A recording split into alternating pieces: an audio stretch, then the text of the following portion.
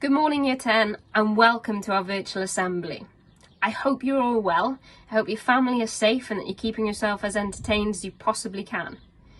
It goes without saying we're in very unprecedented times, delivering a virtual assembly wearing slippers as an example. Our routines have changed dramatically, but that doesn't mean that we can't change and develop new ones. Obviously, we can still continue to access all of our schoolwork on Google Classrooms.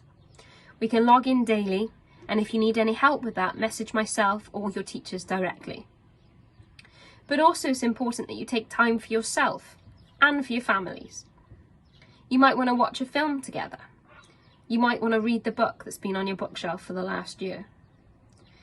Eating meals together is a social activity. You might want to learn a new skill. The British Sign Language Society have a course online for free and you can learn sign language that way. In addition, you might want to develop skills that you already have, such as Ellie Mae Whitehead, who's currently baking with all proceeds going directly to the NHS. Well done, Ellie. It's important that we exercise our body and minds. Keely Jones has just run a marathon for Sparkle Charity. Mr. Burgess running I don't know how many mountains, again with proceeds going to the NHS. I myself are riding 100 miles for Dementia Society. I'm also trying to train my very untrainable princess of a puppy, which isn't going as well, unfortunately.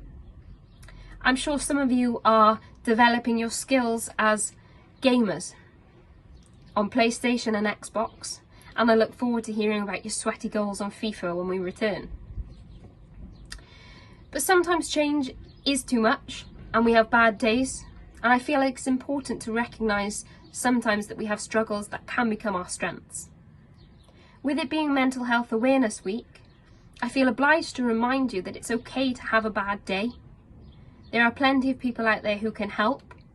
Like I've mentioned previously, you can speak to teachers directly, but also Torvine Counselling Service.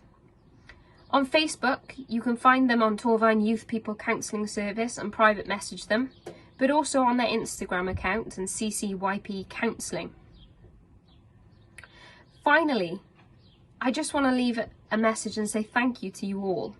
Thank you to every one of you who've stayed in and stayed safe, looked after yourself and protected those around you. I know it's a very difficult time, but it won't last forever.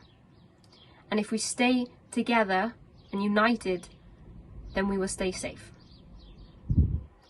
Myself and Miss O'Brien and all of your form tutors miss you, and we cannot wait to come back to CHS and see you all again soon.